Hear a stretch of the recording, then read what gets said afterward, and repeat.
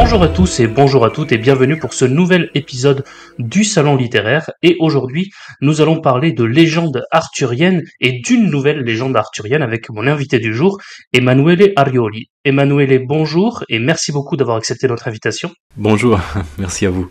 Ah ben oui, parce que aussi fou que cela puisse paraître, je pensais ne jamais dire ça un jour, mais parmi les nouveautés littéraires, c'est l'année dernière qu'il est sorti, et on a un nouveau roman arthurien qui est sorti aux éditions des Belles Lettres, qui s'appelle donc Ségurant le Chevalier au Dragon, donc avec une édition par vous, Emanuele Arioli. On va évoquer donc ce roman, on va évoquer également les 10 années de recherche qui vous ont amené à sortir ce roman, mais également une bande dessinée qui en a été publiée, adaptée, ainsi qu'un album jeunesse dont nous allons parler aujourd'hui. Et pour ceux que ça intéresse d'aller encore plus loin, mais je le rappellerai en fin d'émission, il y a eu également un documentaire que j'ai pu voir très intéressant avec Arte, dans lequel qui retrace vos 10 années de recherche. Mais avant d'entrer dans l'enquête en tant que telle et dans la recherche, peut-être de manière très générale, alors je ne vous ai pas présenté, toutes mes excuses, vous êtes un médiéviste, archiviste et paléographe et vous êtes maître de conférence à l'Université des Hauts-de-France. En tant que médiéviste, est-ce que vous pourriez simplement rappeler aux auditeurs dans quel contexte naissent exactement les légendes arthuriennes et à peu près à quel moment? Absolument. Donc, la légende arthurienne est une légende qui naît d'abord comme des contes oraux. Donc, ce sont des contes qui naissent en Grande-Bretagne et dans la Bretagne française, en quelque sorte, au début en langue celte. Cette origine remonte sans doute au VIe siècle même, mais les premières traces écrites remontent plutôt au XIIe siècle. Donc cela signifie qu'il y a plusieurs siècles de transmission orale. Donc, nous recevons cette légende dans une forme très métamorphosée, très christianisée par rapport à son origine. Et donc on parle de littérature arthurienne pour parler de tous ces romans, il y en a plusieurs, qui mettent en scène donc, le roi Arthur, le chevalier de la table ronde, la fée Morgane, etc. Et c'est donc en France, Chrétien de Troyes, dans la deuxième moitié du XIIe siècle, qui cristallise cette légende sous une forme littéraire, celle du roman arthurien. Et c'est après Chrétien de Troyes que naît cette mode du roman arthurien qui a une fortune immense en Europe. Bon, ce sont des romans au début écrits en français, mais qui sont lus pas seulement en France, aussi en Italie, en Grande-Bretagne, un peu en Espagne, etc. Et donc c'est vraiment la grande matière, on appelle au Moyen-Âge la matière de Bretagne, donc matière qui met en scène les merveilles de la Bretagne, qui essaime en toute Europe. Qu'est-ce qui explique, vous dites très justement que c'était lu à travers toute l'Europe, jusqu'en Italie, et on va y revenir tout au long de cet entretien, mais qu'est-ce qui explique que cette matière de Bretagne, des romans qui ont pour source et pour influence une histoire très particulière et très spécifique que l'histoire de Bretagne, pourquoi ont-elles eu un tel succès? En effet, au Moyen-Âge, on considère qu'il y a trois matières sur lesquelles on peut écrire. On dit qu'il y a la matière de Rome, qui englobe donc les récits gréco-romains, à la fois mythiques et historiques. La matière de France, donc qui parle des rois de France et en particulier de Charlemagne. Et ensuite la matière de Bretagne. Et la matière de Bretagne, on l'associe aux merveilles. Donc cette matière a beaucoup de succès puisqu'on l'associe au surnaturel, aux faits. Donc c'est l'une des raisons pour laquelle cette matière a beaucoup de succès. L'autre raison, c'est que ces héros arthuriens deviennent vraiment des modèles. C'est-à-dire que la classe aristocrate, la classe noble, s'inspire de ces héros, lit ces romans, se projette dans ces romans et parfois imite même ces mêmes héros, les mêmes exploits. Il y avait même des nobles qui organisaient des tournois à thème arthurien. Donc voilà que la littérature devient aussi un modèle de vie pour toute une classe sociale de cette époque. Est-ce qu'on peut parler de mythologie du Moyen-Âge? Parce que même dans votre préface, dans l'édition des Belles Lettres, vous associez un peu la première partie du roman de Ségurant à l'Iliade, la deuxième partie à une sorte de petite Odyssée. Est-ce que ces légendes arthuriens étaient un peu l'équivalent des mythologies de l'Antiquité? Oui et non, en quelque sorte. C'est-à-dire que quand on parle de mythologie, On parle généralement aussi, mais après on peut en parler de sens large ou un sens plus restreint, d'un récit qui se relie au Dieu et un récit qui explique en quelque sorte la naissance du monde, comment le monde se constitue. Donc en quelque sorte, quand on parle de mythe, on parle de cela. C'est pour ça qu'en général on parle plutôt de légende arthurienne, même si parfois on peut parler de mythe, parce que c'est une légende qui a un tel poids, une telle influence qu'elle devient presque un mythe, hein, vous voyez.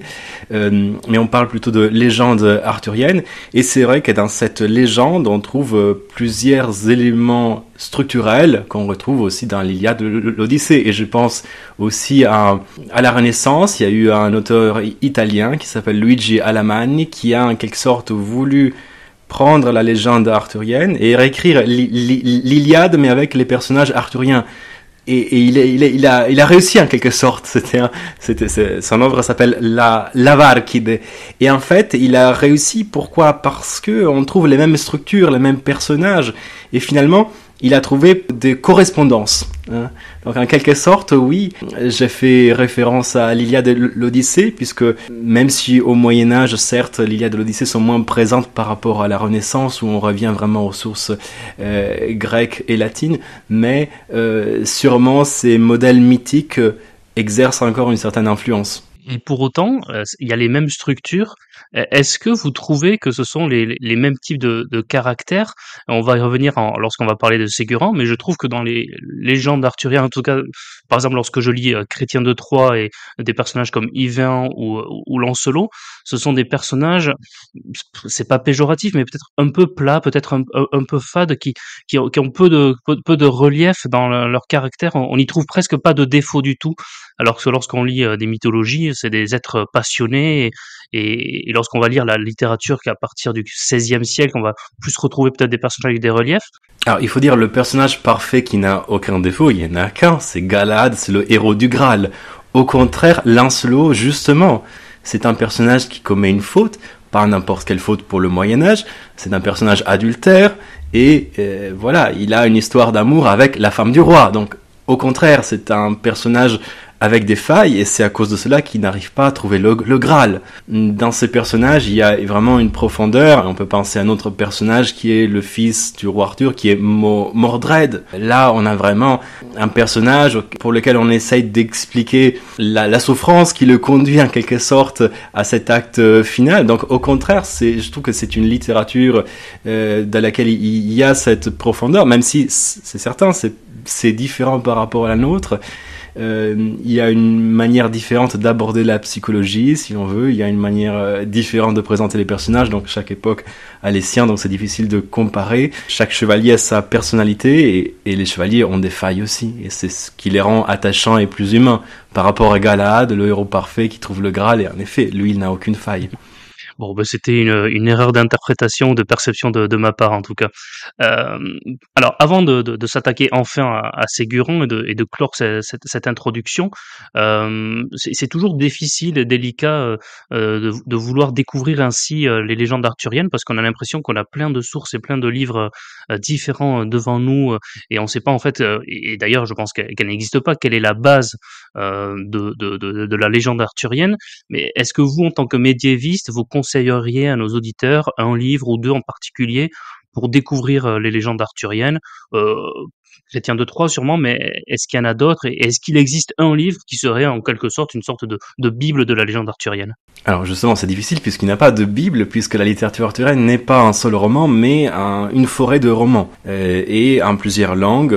En cela, c'est difficile de conseiller un ouvrage unique, mais sûrement Chrétien de Troyes est l'auteur par lequel il faut commencer pour entrer dans cette légende, puisque c'est lui qui donne forme à cette légende qui était d'abord orale, et forge en quelque sorte le roman arthurien. Donc sûrement il faut commencer par Chrétien de Troyes, et Ségurant pourrait être une autre lecture pour rentrer dans cet univers par lequel on peut rentrer à travers différentes portes en quelque sorte. Chaque roman est une porte pour rentrer dans un même univers, puisque l'idée de ces romanciers anonymes du Moyen-Âge, c'est de étoffer un univers déjà existant et insérer leurs personnages, leurs nouveaux personnages dans un univers déjà existant.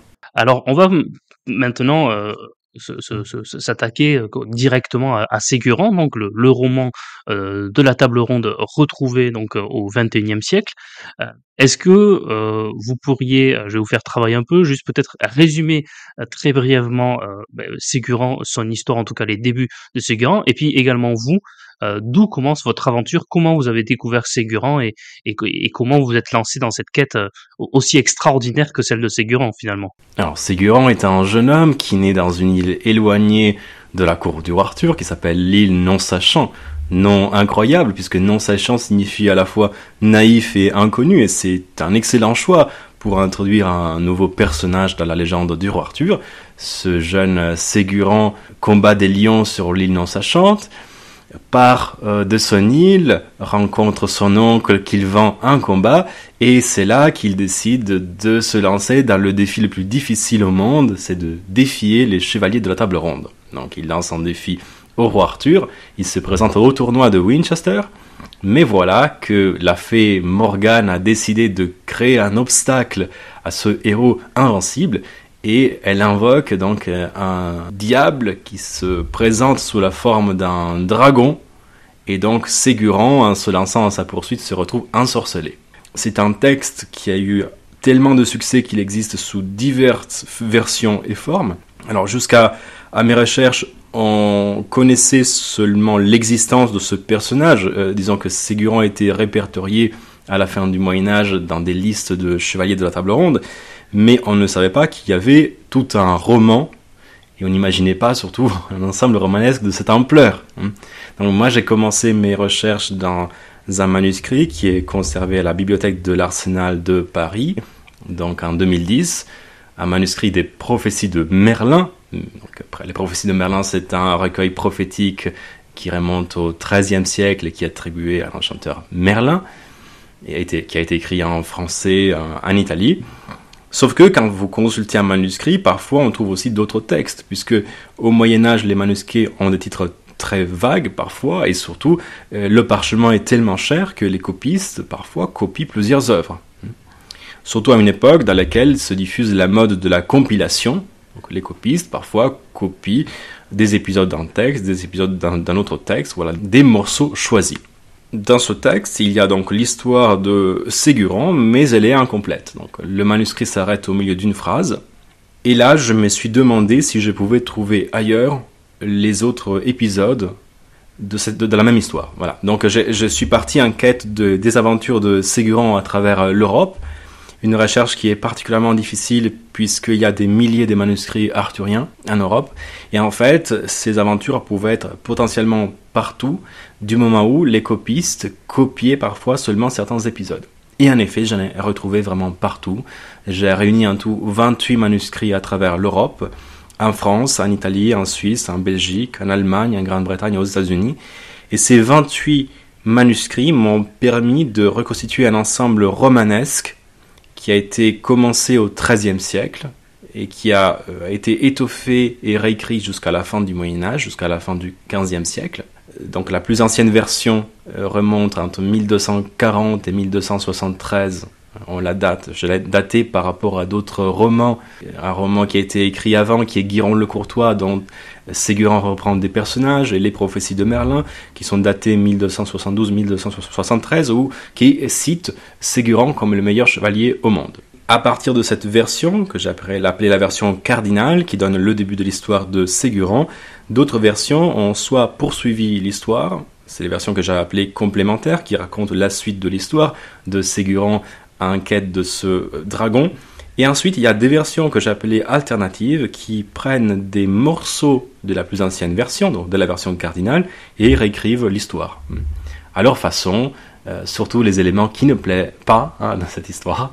Par exemple, on en reparlera, le fait que Ségurant n'est pas amoureux, ou le fait que ce dragon ne peut pas être atteint. Effectivement, ça fait partie des questions que j'avais et sur lesquelles on reviendra par la suite. Ces deux éléments très précis. Et pour revenir au début de votre enquête, qu'est-ce qui vous a mis sur la piste qu'il pouvait y avoir d'autres aventures? Certes, vous dites que ça s'arrête au milieu d'une phrase, à la fin de cette version cardinale, comme vous dites, que vous avez appelée cardinale. Heu, mais ça aurait pu tout à fait être juste, une fin de phrase qui manquait et on pourrait se dire qu'en fait, l'oubli, de Ségurant qui est sur la fin de cette première version, correspond un peu à l'oubli de Ségurant à travers les siècles parce que finalement, il n'a pas traversé les siècles ou dans le documentaire, on voit plusieurs fresques ou plusieurs, représentations, notamment en Angleterre où Ségurant ne figure pas et en fait, est-ce qu'on pourrait pas se dire que l'oubli, c'est la conclusion de cette histoire? Qu'est-ce qui vous a mis la puce à l'oreille que non, il y avait autre chose, que ça pouvait être encore plus? Et puis deuxième question sur ça, comment expliquez-vous que, peut-être que vous n'êtes pas la bonne personne pour répondre à cette question, mais comment expliquez-vous que finalement personne d'autre s'était emparé de ce personnage puisque le texte existait, comme vous le dites, le manuscrit était présent dans cette bibliothèque de l'Arsenal. Pourquoi ne le connaît-on pas alors que son nom était sous les yeux de vos prédécesseurs et de vos collègues? Oui, alors tout d'abord, l'histoire, oui, elle pouvait être finie en quelque sorte, puisque Ségurant est oublié, si ce n'est qu'il y a une piste qui reste ouverte. Ce sont les chevaliers de l'île non sachante qui partent en quête de Ségurant, et aussi un jeune homme irlandais qui s'appelle Golistan qui cherche le héros. On a l'impression que le texte n'est pas vraiment fini, et puis on nous annonce que le héros sera désensorcelé par le Graal, mais l'épisode du Graal ne figure pas. Je me disais qu'il y avait autre chose à chercher, ne serait-ce que pour retrouver les mêmes épisodes que j'avais trouvés, puisque quand on fait une édition critique d'un texte, il faut réunir tout ce qu'on conserve, puisque, comme vous le savez, dans les copistes du Moyen-Âge, ils commettent des fautes quand ils copient. On conserve presque jamais un original. Et donc, on a intérêt à avoir plusieurs manuscrits pour avoir un manuscrit qu'on choisit comme manuscrit de base, celui qui est le plus sûr, et d'autres manuscrits pour corriger dans le cas où il y a des fautes. Vous voyez? Donc, d'abord, ma démarche a été celle de me demander si les mêmes épisodes pouvaient être trouvés ailleurs. Et en effet, les mêmes épisodes, du moins 2, je les ai trouvés, ou 3. Je les ai trouvés ailleurs, dans des manuscrits qui remontent au XIIIe siècle, surtout écrits en Italie. On le voit dans un français avec des traits italiens assez marqués. À partir de là, j'ai commencé aussi à trouver d'autres épisodes qui s'inscrivaient dans la suite. Donc c'était une hypothèse qui était confirmée et qui m'a montré que je pouvais continuer aussi dans cette idée de trouver la suite, ou en tout cas les suites, puisque je me suis rendu compte que le texte avait été réécrit plusieurs fois. Quant à l'autre question, pourquoi ce texte a été enseveli jusqu'à aujourd'hui, c'est vrai qu'on peut se poser la question. Je dirais que la découverte est due à la mise en relation de fragments très éloignés. Donc en fait, dès lors que ces fragments n'avaient pas été mis en relation, on n'avait pas cette vision globale que l'on a quand on rentre dans cette tradition arthurienne et on consulte des milliers de manuscrits en cherchant un chevalier en particulier et puis en voyant comment les différentes versions s'imbriquent en quelque sorte. C'est-à-dire que pour faire cette découverte, il fallait non seulement consulter des milliers de manuscrits, mais les consulter avec un biais particulier, qui était celui de chercher les aventures de Ségurant, puisque les manuscrits du Moyen-Âge sont parfois des très longs textes, donc forcément on ne lit pas tout. Quand on lit ce texte, on ne se dit pas forcément qu'il est intéressant, vous voyez, c'est-à-dire, je me suis rendu compte que c'était vraiment important dès lors qu'il y avait une constellation romanesque imposante. Et pour cela, il a fallu que je réunisse tous les fragments en quelque sorte. Et encore, tant que je n'ai pas eu tous les fragments, je n'ai pas eu la vision de comment s'imbriquer les différentes versions en quelque sorte. Et aujourd'hui encore, j'ai envie de dire, il y a encore des fragments évidemment, en cherchant en consultant des milliers de manuscrits, on se rend compte qu'il y a encore des fragments qui ne se rattachent à rien. Donc si vous voulez, j'ai sur mon ordinateur des fichiers, énormément des archives immenses de photos, de manuscrits où il y a parfois des épisodes qui ne se rattachent à rien de connu, vous voyez. Mais de là à faire une mosaïque, à faire un puzzle et à mettre ensemble des choses pour qu'elles fassent du sens et à montrer que c'est la suite exacte et donc à créer en quelque sorte, recréer un texte disparu, c'est autre chose. Donc je pense que c'est pour ça que cette découverte n'a pas été faite avant. C'est vraiment très, très intéressant, c'est passionnant, ce que vous dites. Merci beaucoup parce qu'on est vraiment là au cœur de la spécificité, de la littérature du Moyen Âge que je connais assez peu et c'est vrai qu'avec ensuite l'invention de l'imprimerie et puis la diffusion plus facilitée, de la littérature par la suite, c'est vrai que nous, grand public et passionnés de littérature, on se rend pas assez compte effectivement de cette spécificité de la littérature médiévale et merci beaucoup, d'ailleurs, petite parenthèse, est-ce que, parce que on voit beaucoup cette œuvre de copiste dans le roman d'Umberto Eco, Il nome della rosa, est-ce que c'est un livre que vous avez lu et que vous avez trouvé, entre guillemets, vraiment crédible en termes de spécificité médiéviste? Oui, j'aime beaucoup le nom de la rose, il nome della rosa, c'est vraiment, enfin, Umberto Eco était un grand spécialiste du Moyen-Âge, était professeur de cette discipline et on le voit. Et en fait, ce qui est amusant dans cette œuvre, c'est qu'il fait des clins d'œil vraiment très spécifiques aussi aux spécialistes du Moyen-Âge. Ce sont des choses peut-être qu'on peut lire très bien l'œuvre, même si on n'a pas ces connaissances-là, mais c'est très amusant puisqu'il met plein de références cachées. Et donc, c'est très appréciable aussi pour ça, parce que quand on aime profondément le Moyen-Âge, quand on connaît ces références-là, mais on les retrouve et donc c'est très ironique parfois, c'est très malin, c'est vraiment un roman que j'aime beaucoup. Encore une fois, moi, ça me fascine vraiment cette enquête dans laquelle vous êtes lancé et je conseille de nouveau aux auditeurs d'aller voir ce documentaire avec Arte qui permet de vraiment montrer tout le cheminement de vos réflexions et de votre enquête. Mais lorsqu'on se lance comme ça dans une telle recherche, vous le dites, des milliers de manuscrits à travers l'Europe qui évoquent les légendes arthuriennes, toute l'Europe, dans tous les pays, on en avait, et vous étiez même pas vous ensorcelé, contrairement à Ségurant. Comment on commence, comment on se dit, ben, par où je vais commencer? Enfin, je veux dire, est-ce que vous dites par la source ou en fait, quel a été votre point de départ et est-ce qu'il y a eu des moments où vous vous êtes dit, là, c'est terminé, je vais plus rien trouver, j'abandonne c'est 10 ans de recherche, c'est quand même incroyable à travers l'Europe. Moi, ça me fascine. Absolument, c'est-à-dire que oui, au début, pour procéder, j'ai dû constituer des listes de manuscrits à consulter, qui se sont évidemment étoffées au fur et à mesure. Donc il fallait repartir des études arthuriennes déjà existantes, mais il ne fallait pas se limiter à celles-ci, il fallait revenir vraiment aux sources, c'est-à-dire aux bibliothèques et aux archives, pour voir les catalogues et vraiment consulter le plus grand nombre de manuscrits. À un certain moment, je me suis rendu compte que ce texte avait été écrit en Italie, en ancien français. C'est là que j'ai eu d'autres pistes à suivre. Et que je me suis dit que si je voulais trouver des fragments, il fallait que je consulte des manuscrits moins connus, moins consultés.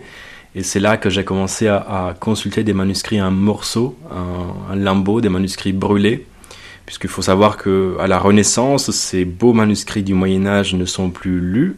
Et donc, ils sont parfois dépecés. Et comme le parchemin est une matière chère, ces parchemins sont réutilisés pour faire des reliures. Donc parfois on retrouve des feuillets volants, d'ailleurs très difficiles à lire, on les lit grâce à la lumière ultraviolette qui permet de lire les traces de l'encre effacées. Et aussi des bibliothèques brûlées, alors il y en a eu plein, mais celle où je travaillais le plus c'était Turin, où il y a eu un incendie terrible en 1904 qui a ravagé entre 2000 et 3000 manuscrits. Et là, entre les manuscrits brûlés, j'ai pu retrouver des manuscrits que l'on croyait brûlés, en réalité qui ont été restaurés, qu'on arrive plus ou moins à lire. Après, il y a une autre technique, le film Arte le montre, c'est l'imagerie multispectrale qui permet de lire des manuscrits brûlés grâce à cette technique qui permet de réélaborer avec un ordinateur des photos prises avec des spectres de lumière différents qui vont de l'infrarouge à l'ultraviolet. Et donc en suivant ces pistes,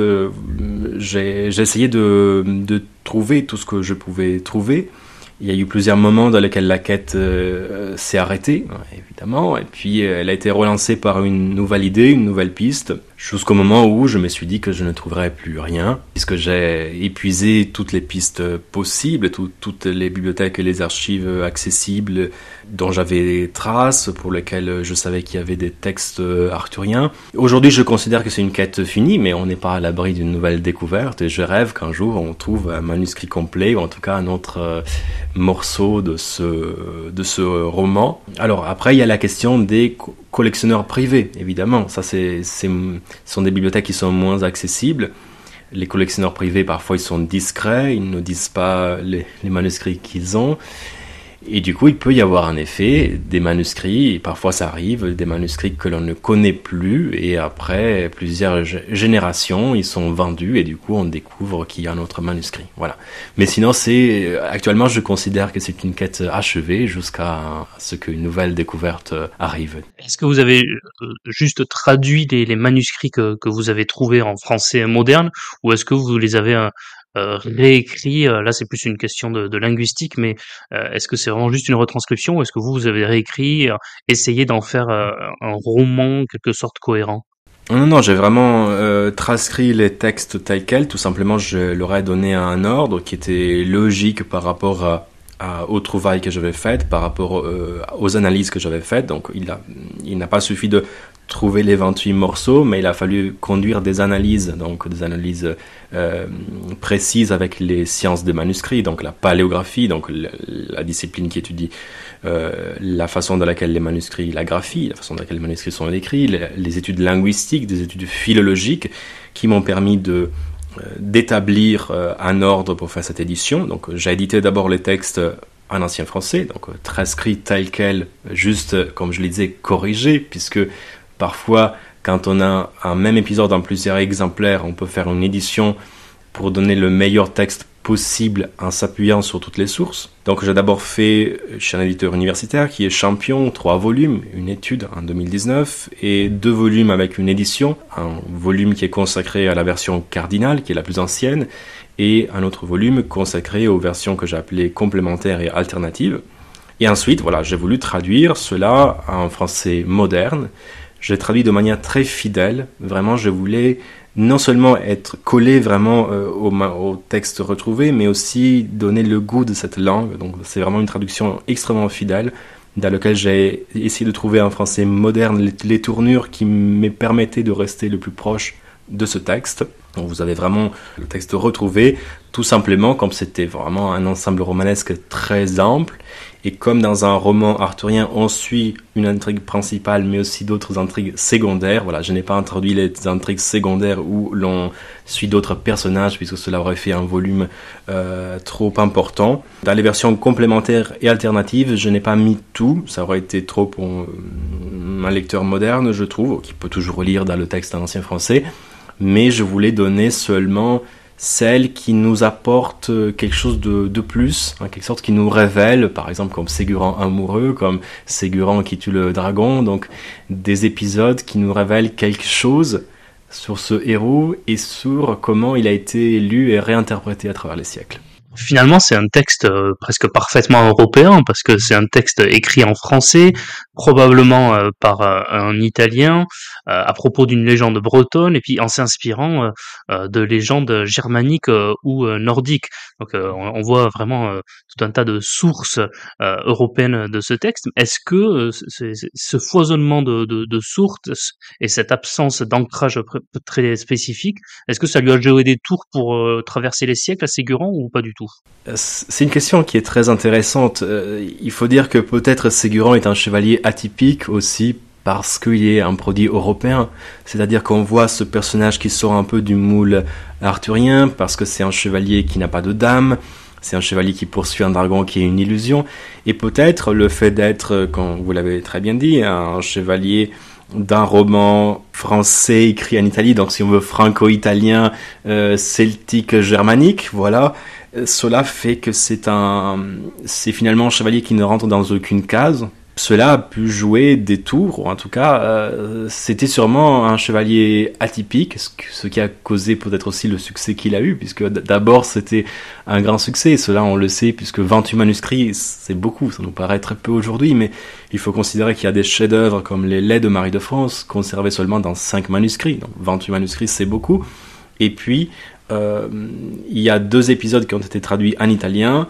On trouve 2 mentions de Ségurant en espagnol, une mention en anglais. Donc on voit vraiment que ce texte, ce héros, a essaimé à travers l'Europe. Peut-être qu'il est atypique aussi parce que c'est, en tout cas, selon les connaissances actuelles, c'est le premier roman écrit en Italie, le plus ancien, et sûrement dans un contexte qui est différent. La société n'est pas la même en France et en Italie, donc peut-être dans la région de Venise, d'où les prophéties de Merlin viennent. En tout cas, on peut se demander si ce roman ne se destine pas aussi à une nouvelle classe, puisqu'on sait que ces romans étaient lus par les aristocrates, les nobles, dans toutes les cours d'Europe.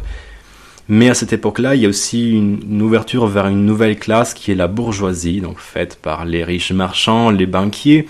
Et on peut se demander si ce roman ne s'adresse aussi pas à cette classe. On le voit grâce à des manuscrits qui sont un peu plus courants, qui ne sont pas aussi précieux que les beaux manuscrits enluminés. Donc il y a vraiment un mélange pour Séguran de manuscrits très précieux, de manuscrits plus courants. Et on voit aussi, je dirais, dans ce texte, il y a donc une représentation aussi, pas seulement de la cour, mais aussi de ce qu'il y a en dehors de la cour, de paysans, de classes plus humbles. Et on voit aussi, c'est quelque chose qui m'a frappé. Là, je suis en train de le retraduire encore une nouvelle fois, parce que je l'ai traduit en italien, je le traduis en portugais, je le fais en anglais, et là, je le fais en espagnol très bientôt.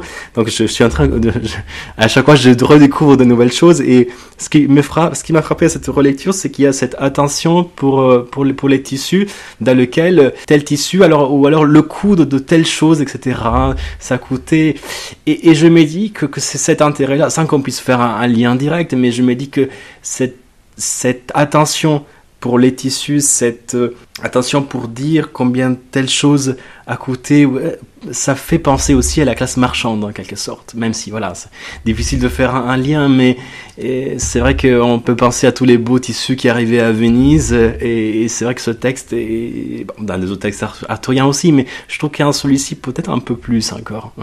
Évidemment, c'est difficile de cerner qui a écrit le texte, mais on peut cerner, disons, vaguement un profil social très vague, voilà. Oui, c'est un texte qui est plus ancré dans la vie quotidienne que d'autres textes de la légende arthurienne. C'est aussi ce que j'ai trouvé. Et vous évoquez également le rôle politique également des légendes arthuriennes. On le voit beaucoup dans votre documentaire lorsque les Plantagenets ou Henri VIII en Angleterre, alors que la légende arthurienne, c'était plutôt le peuple breton d'origine et pas vraiment les Angles et les Saxons qui ensuite vont arriver sur l'île, mais comment eux aussi, ils ont essayé de manipuler à leur avantage la légende arthurienne, et vous l'expliquez très bien, ça se voit très bien dans le documentaire. Donc ça, c'était vraiment très intéressant. Il est associé à la figure du dragon. Le dragon, on le voit dans d'autres moments également dans les légendes arthuriennes. Qu'est-ce que ça représente comme cet animal légendaire? Qu'est-ce qu'il représente dans le Moyen-Âge? Le dragon représente tellement de choses, donc on ne peut pas réduire à quelque chose d'unique. C'est justement un symbole dans le sens où son sens est ouvert et il peut être interprété de 1000 façons différentes. Mais sûrement au Moyen-Âge, il y a cette association entre le mal et le serpent-diable, en quelque sorte. Quand on lit la Bible, la Genèse s'ouvre avec un serpent-diable, et la Bible se clôt sur un dragon-diable, donc en tout cas un dragon. Donc en quelque sorte, le dragon est une figure omniprésente qui se charge bien sûr de sens différents, et on trouve des sangs qui tuent un dragon, par exemple. On peut penser aussi, quand on pense à Séguran, on peut penser à Saint Georges, on peut penser à l'archange Michel, on peut penser à d'autres sangs qui tuent un dragon, on appelle les sangs soroctones. Donc en effet, cet imaginaire est présent, avec la différence que Séguran ne peut pas tuer le dragon puisqu'il n'est pas un sang, justement. Donc cela est sûrement présent. Dans la légende arthurienne, vous l'avez très bien dit, on trouve plusieurs dragons. Alors les plus célèbres sont peut-être les dragons de Merlin. Merlin dit que la tour tremble puisque des dragons sont enfuis sous la tour, et voilà qu'on découvre un dragon blanc et un dragon rouge. Et ces dragons se battent dans le ciel, voilà, et l'un tue l'autre. Donc peut-être que l'un de ces dragons était le symbole aussi du peuple celte. Donc voilà que c'est plein de sens possibles. sans compter d'autres personnages arthuriens qui, dans des quêtes secondaires, rencontrent un dragon. Je pense à Lancelot, je pense à Tristan. Avec Ségurant, on pense surtout à une figure mythique, qui est celle de Siegfried Sigurd, donc Siegfried le héros de la chanson des Nibelungen, qui est connu aussi comme Sigurd dans la mythologie scandinave. Et c'est vrai qu'on trouve plusieurs points en commun. D'abord le nom, on est très proche entre Ségurant, Sigurd et Siegfried, surtout que dans les plus anciens manuscrits, Ségurant est graphié comme Sigurant. Sigurant et Sigurd, c'est vraiment très proche. Et puis des éléments structurels communs, on a un mur de feu, on a le dragon, bien sûr, on a un trésor enchanté. Donc voilà, plusieurs éléments que l'on retrouve dans ces histoires qui font penser qu'il y a eu en effet une rencontre de ces légendes, surtout que en Italie, et le documentaire le montre, il y a par exemple un château qui est le Castello di Roncolo qui montre Sigurd le roi Arthur à côté. Donc ces légendes ont vraiment pu rentrer en contact. Et donc voilà, c'est difficile de donner un sens unique au dragon en quelque sorte, c'est-à-dire que sûrement l'auteur qui a conçu Ségurant avait en tête tout cela et peut-être encore d'autres références. Mais c'est vrai qu'en Italie, à cette époque-là, la légende de Sigurd était présente. Et c'est une légende qui n'a pas été confinée au monde germanique. Il faut dire que dans la région de Venise, on est vraiment très proche du monde germanique. Et aussi que, contrairement à ce qu'on peut penser, les légendes du Moyen-Âge circulent beaucoup. Vous parlez de symboles du mal, du démon avec le dragon, et d'ailleurs vous l'écrivez que au-delà des causes matérielles, d'incendies accidentels, etc., et au fait des fragments éparpillés, on a aussi le rôle de l'Église qui fait qu'un tel personnage a pu être oublié parce qu'associé aux prophéties de Merlin, qui était également lui associé au diable. Peut-être que vous pourriez également rapidement développer ce point-là, parce que encore une fois, lorsqu'on lit le roman, on se demande vraiment comment a pu être oublié un tel personnage qui, au tournoi de Winchester, arrive à battre presque assez facilement tous les grands héros des légendes arthuriennes. C'est incroyable lorsqu'on lit cette scène du tournoi. Sans doute, ce texte a disparu non seulement à cause des bibliothèques brûlées. D'ailleurs, aujourd'hui, on estime qu'on a perdu 90% des manuscrits du Moyen-Âge. C'est vraiment immense. Donc, en effet, les pertes, en quelque sorte, liées au hasard sont nombreuses. Et sans doute, on a perdu bien d'autres romans. Mais l'Église de Rome a pu jouer dans cette perte, puisque Ségurant a été associé aux prophéties de Merlin, d'ailleurs, qui disait que Ségurant était le meilleur chevalier au monde, et à la contre-reforme, donc à la Renaissance, les prophéties de Merlin sont inscrites à l'index des livres interdits. Donc on peut imaginer que des livres ont été brûlés, ont été perdus, ont été jetés à ce moment-là aussi. Donc c'est une autre cause possible qui peut expliquer cette perte après un grand succès européen, que voilà, finalement on est perdu ce texte, à part bien sûr que la mode évolue, donc la chevalerie décline, et en quelque sorte les nobles ne se reconnaissent plus dans cet idéal de chevalerie. La chevalerie commence un déclin inexorable, et donc en quelque sorte aussi les romans qui célèbrent la chevalerie. Alors vous dites quelque chose de très intéressant dans votre préface et également dans votre postface de la bande dessinée Ségurant, c'est que en quelque sorte l'aventure de Ségurant serait la jonction entre les romans de chevalerie qu'on connaît très bien et préfigurerait également les romans qui vont foisonner l'Europe à partir du XVIe siècle. On le voit à travers l'absence d'amour peut-être déjà dans l'histoire de Ségurant, également dans une présence très forte d'humour. Il y a un fort humour dans ces histoires-là, avec un de ses amis, en tout cas de ceux qui l'accompagnent, qui se moque beaucoup des codes de la chevalerie. Un autre qui décide de développer plein de techniques de combat sans l'épée, parce qu'il décide de ne pas se battre à l'épée tant qu'il n'est pas adoubé. D'ailleurs, ça fait peut-être un peu penser à l'humour qu'on trouve dans la série Kaamelott d'Alexandre Astier, avec des personnages qui essayent d'inventer des techniques, et puis la présence, comme vous l'avez dit tout à l'heure, de couches populaires, là aussi très très présente dans la série Kaamelott d'Alexandre Astier.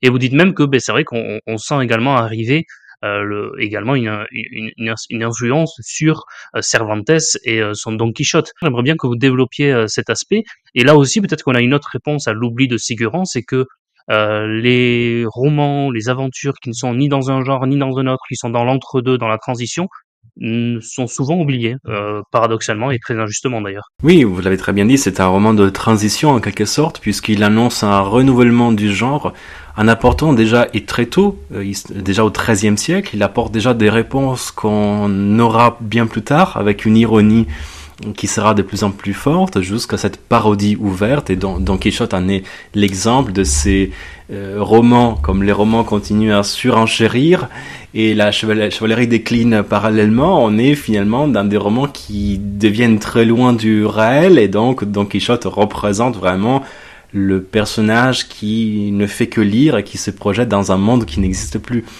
Et dans Ségurant, c'est vrai qu'on trouve déjà quelques éléments par exemple, de ce personnage qui poursuit une chimère, qui poursuit un être qui n'existe pas. Donc on a quelque sorte déjà un Don Quichotte.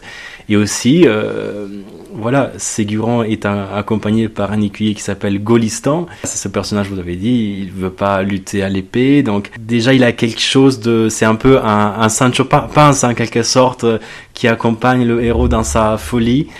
Et on a déjà quelques éléments qui annoncent en effet le renouvellement des romans et cette veine un peu comique, cette ironie et cette mise à distance. Et je pense que le personnage de Dinadan le montre bien, donc l'autre compagnon de Ségurant qui se moque de l'amour, se moque des codes de chevalerie. Et en se moquant, il fait ressortir l'absurdité de ces codes. Déjà une époque très ancienne, déjà au XIIIe siècle, il y a une mise à distance. Et l'absence d'amour, qui est importante, alors qu'ensuite l'un des textes alternatifs que vous mettez sur la fin va inventer une histoire d'amour à Ségurant, parce qu'on se dit non, mais c'est pas possible, il peut pas ne jamais avoir été guidé même à un seul petit moment par l'amour pour une femme. Et d'ailleurs, dans votre bande dessinée aussi, vous lui mettez un sens émotionnel et un sens de l'amour qu'il n'y a pas forcément dans cette version cardinale.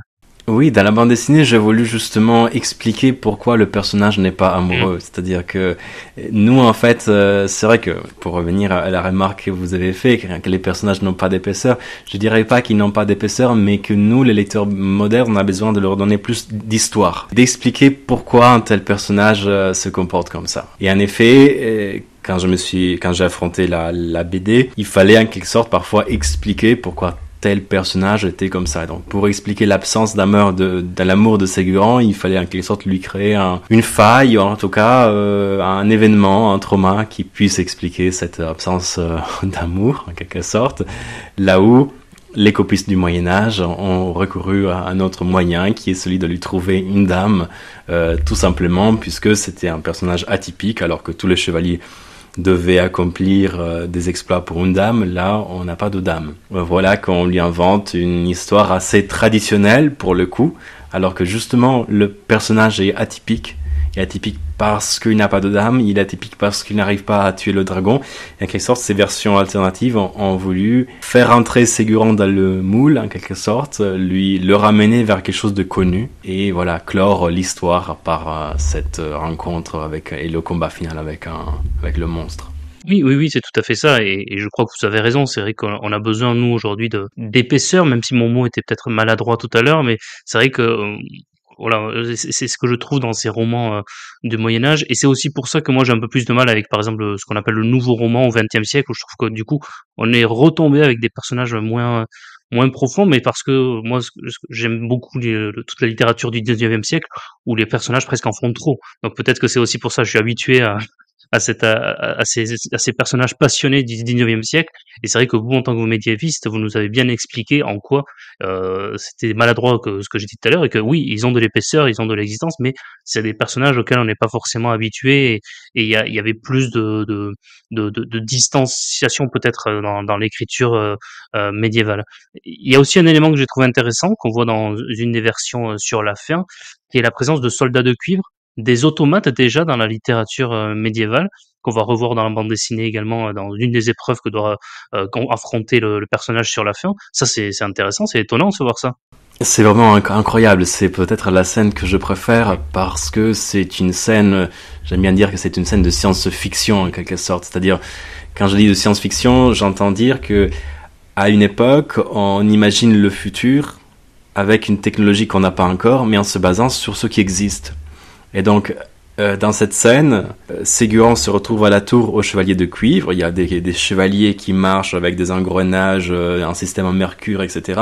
Et donc pour inventer cela, l'auteur s'est basé sur ce qui existait à l'époque. Alors il faut penser que à l'époque, on recevait les inventions arabes qui étaient avec plein d'engrenages, etc. Et donc on avait cette fascination pour ces automates, encore évidemment très rudimentaires, mais sur cette base, on imagine comme pourrait être le futur en quelque sorte.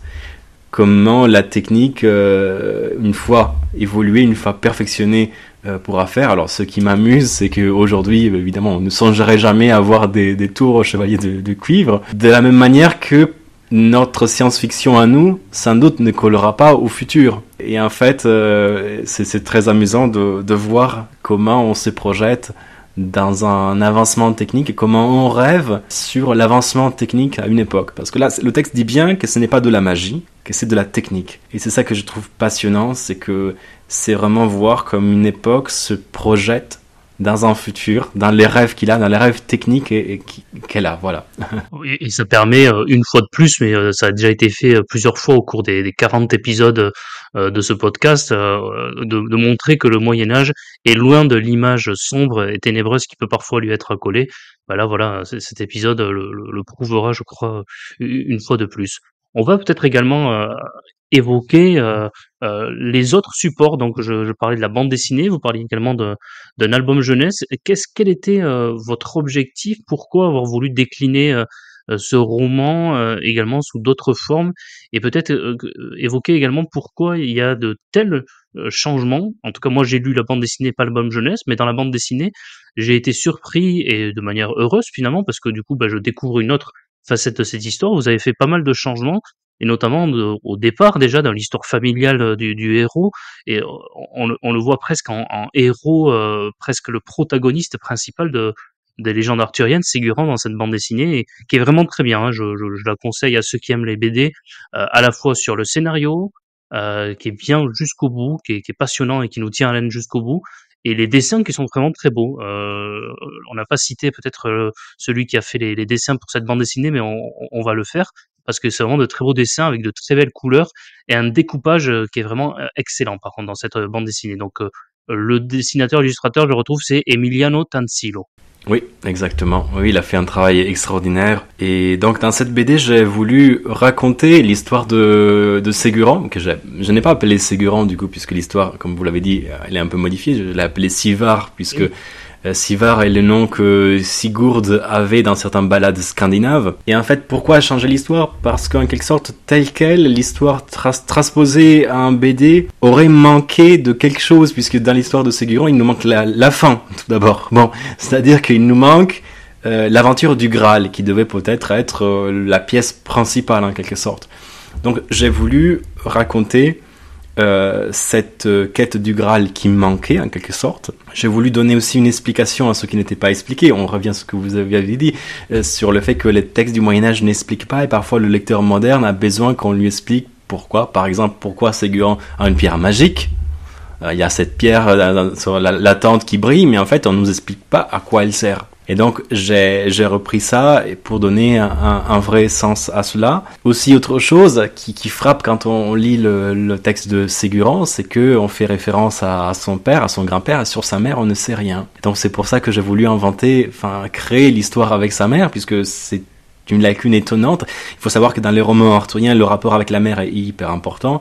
On peut penser à Lancelot, on peut penser à Perceval, voilà, que ce soit la mère, la vraie mère pour Lancelot, et que la mère, la personne qui le nourrit, donc Viviane sous le lac enchanté, ou Perceval qui part de sa forêt, où sa mère l'a élevé. Donc, et là, on trouve un héros non seulement sans dame, mais aussi sa mère. Il y avait une autre chose qui me gênait peut-être à transposer le texte tel quel dans une bande dessinée, c'est que quand on est chevalier, généralement ces personnages sont des personnages nobles. Il manquait sans doute une ascension au personnage, il manquait une explication. Je me souviens quand je parlais avant d'écrire le scénario, il me dit mais pourquoi il faut aller à Winchester, pourquoi il faut aller à la cour du roi Arthur?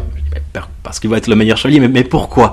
Et donc dans cela je me suis heurté à des questions auxquelles il a fallu que je réponde et auxquelles le roman ne répondait pas, puisque pour un roman du Moyen-Âge, c'est évident, on est chevalier, on veut aller à la cour du roi Arthur, donc en quelque sorte, il ne faut pas l'expliquer. Mais pour des lecteurs jeunes, j'ai eu besoin d'expliquer certaines choses. Donc, je me suis heurté à la difficulté de la transposition, qui forcément, en changeant des paramètres, demandait de repenser l'histoire pour donner des réponses. Des réponses qui soient valables aussi pour un lecteur moderne, dans un roman donc qui est dans une histoire qui est transposée vers autre chose. Voilà pourquoi cette envie de m'inscrire dans la continuité des copistes qui ont réécrit l'histoire et de terminer l'histoire à ma façon, de donner une fin et de continuer à rêver cette histoire. Ça c'est aussi des raisons. Et puis je voulais pas créer un doublon avec le roman. Je voulais que ce soit une autre histoire pour que on puisse vraiment profiter des 3 ouvrages qui sont tous les 3 très différents et sont tous les 3 complémentaires, puisque l'album jeunesse, illustré par Emiliano Tanzillo, donc au seuil jeunesse, raconte donc de manière croisée l'histoire de Ségurant et Maquette à travers l'Europe. Donc c'est encore une autre approche différente qui s'adresse à un public jeune, entre 6 et 12 ans, mais aussi à un public plus adulte qui voudrait avoir un accès plus, sans lire le texte complet, avoir une idée de l'ensemble du roman avec une façon plus amusante d'aborder ce texte. Et donc là, on est dans une réécriture très proche, ce qui permet de commenter aussi à chaque fois les épisodes, c'est-à-dire voir les fausses pistes, etc. Et en fait, un BD, cela aurait donné, comme c'est un roman en quelque sorte avec plusieurs fins, vous voyez. Je voulais au contraire un BD créer une histoire unique avec tous les morceaux que j'avais retrouvés, alors que le seuil, l'album au seuil jeunesse restitue aussi cette incomplétude et ce foisonnement de versions différentes. Je savais que c'est un texte qui pouvait plaire aussi aux jeunes. Moi-même, quand j'étais enfant, je me souviens que j'avais un livre sur les chevaliers de la table ronde, donc j'aurais adoré avoir Ségurant, donc j'ai créé en quelque sorte un livre qui puisse plaire aux plus jeunes, mais aussi qui puisse inspirer les plus jeunes et qui puisse faire comprendre que l'histoire n'est pas seulement ce que l'on croit, et ce que peut être la recherche en histoire et pourquoi l'histoire est passionnante, et peut-être que ça créera des vocations. Et ce sont de très bonnes idées. C'est vraiment une bonne idée et j'en profite parce que de le faire maintenant. Mais merci beaucoup d'ailleurs pour tout ce travail et d'offrir tout ça et d'en avoir fait également donc un album pour les jeunes, une bande dessinée, etc. Donc bravo, vraiment félicitations et merci. Et on voit que vous avez ce goût de la transmission et comme vous le dites, c'est bien de le montrer également aux jeunes, de montrer le rôle de l'historien, mais également, je pense qu'on va voir la spécificité de la littérature du Moyen-Âge, et puis à côté, une bande dessinée, très très bien, vraiment pour tout public, pour tout amateur de bande dessinée. Encore une fois, c'est complètement différent. Plus j'avançais, plus je me dis, ah oui, il a quand même bien mis sa patte dans l'histoire, mais en même temps, après 10 années de recherche, vous méritiez tout à fait d'être un co-auteur de la légende de Ségurant. Donc c'est ce que vous avez fait et ça rend le tout très bien. Et c'est chez Dargaud, l'éditeur, la bande dessinée, je l'ai pas dit, mais c'est chez Dargaud et la couverture est magnifique. Encore bravo à votre illustrateur aussi, qui a fait un très beau travail des couleurs et je le répète, des découpages. Après la bande dessinée, un album jeunesse, roman, vous imaginez ma prochaine question, est-ce qu'il y a quelque chose un jour peut-être de prévu au cinéma ou en série? Oui, j'aimerais bien. En tout cas, j'ai un dossier qui est prêt pour un film d'animation ou alors une série d'animation. Là, j'essaie de rencontrer des producteurs potentiellement intéressés. Il y a quelque chose qui va se faire aussi au centre de l'imaginaire arthurien. Je rappelle, pour ceux qui ne le savent pas, le centre de l'imaginaire arthurien est le centre de référence en France pour la légende du roi Arthur. Donc ça se trouve en Bretagne, plus précisément au château de Compère, à l'ouest de Rennes, dans la forêt de Brocéliande. Ah oui, d'accord, bah c'est pas loin de chez moi alors. Et ça va être quand? C'est un château qui va abriter donc une exposition consacrée à Ségurant qui va ouvrir en avril. Ça va durer 3 ans pour la partie qui consacre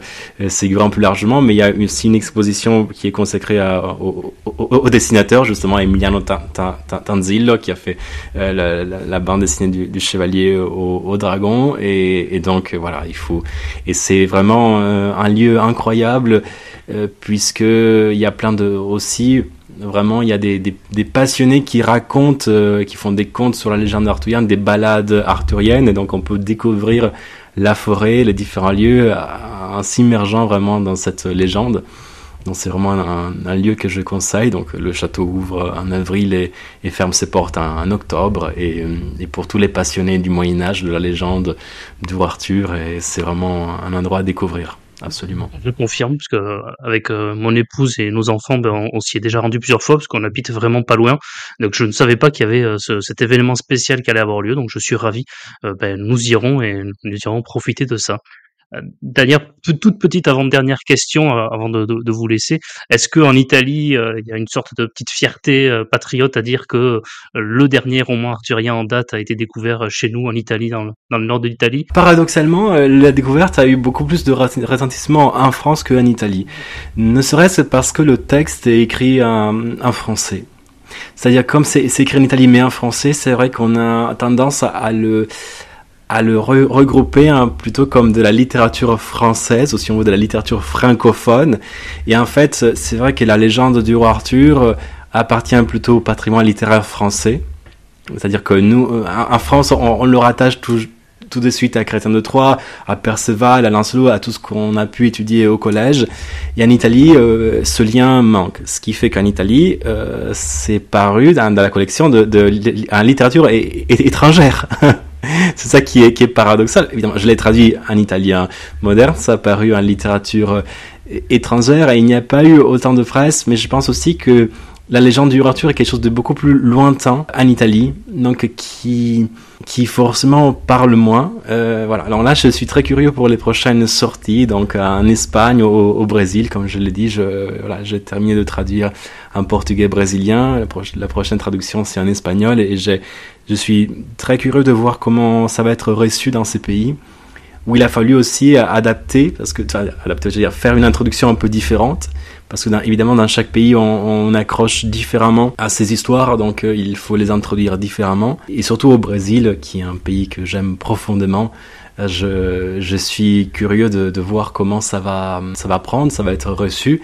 Surtout que là, on est plus en Europe, et la littérature arthurienne est quelque chose de très lointain et en même temps de très exotique pour le coup. Je suis ému que ça soit traduit aussi là-bas. D'ailleurs, en portugais, les textes du Moyen-Âge français, il y en a assez peu qui sont traduits. Donc c'était aussi un défi linguistique de traduire ce texte en portugais brésilien. Et voilà, j'ai hâte de voir comment ça va être reçu dans les autres pays. En Espagne, je sais pas si les éditeurs font ça, mais il faut qu'ils mettent un bandeau, l'œuvre qui préfigurera le Don Quichotte. Bien sûr, c'est-à-dire en Espagne, j'ai mis par exemple en avant les mentions qu'on trouve de Ségurant en espagnol. Donc évidemment, j'y rentre par ces mentions-là et par Don Quichotte aussi en quelque sorte. Mais dans chaque pays, il y a une façon différente d'aborder. C'est ça que je trouve passionnant, de présenter différemment la même œuvre finalement. Je vous souhaite tout le meilleur en tout cas pour ces futures sorties. Patrimoine français, mais les Bretons vous diraient patrimoine breton même. Ils préciseraient même patrimoine breton. Absolument, absolument. Je parlais de patrimoine français pour la langue française, mais absolument, on sait bien que la légende du roi Arthur, et je l'ai dit, moi le premier à le dire, est liée bien sûr à la Bretagne et à la Grande-Bretagne, bien sûr. Toute dernière question, outre la littérature médiévale, etc., est-ce que vous êtes un passionné de littérature? Est-ce qu'il y a 3 ouvrages ou romans comme ça, même de la littérature médiévale, vous pouvez choisir ce que vous voulez, 3 romans comme ça qui vous tiennent à cœur et que vous conseilleriez? Alors Proust, parce que je suis aussi un chercheur spécialisé sur Marcel Proust, c'est mon deuxième, c'est ma deuxième spécialité que je fais en cachette. Pour le Moyen-Âge, les laits de Marie de France, et la Divina Commedia. Voilà, parce que évidemment, moi je pense que c'est un texte si essentiel que finalement on lit relativement peu en France, qui est tellement passionnant et incroyable. Parce que c'est difficile, là aussi, ça mériterait d'en refaire toute une émission. C'est difficile d'en trouver une bonne traduction, fidèle, en qui on peut se fier, et c'est souvent pour ça que parfois le texte effraie les lecteurs, parce que c'est soit un problème de traduction, soit un problème on sait pas trop comment l'aborder et comment le comprendre. Donc c'est vrai que c'est un texte compliqué s'il n'est pas étudié et bien appréhendé, je pense. Tout à fait. Bon, en tout cas, Emanuele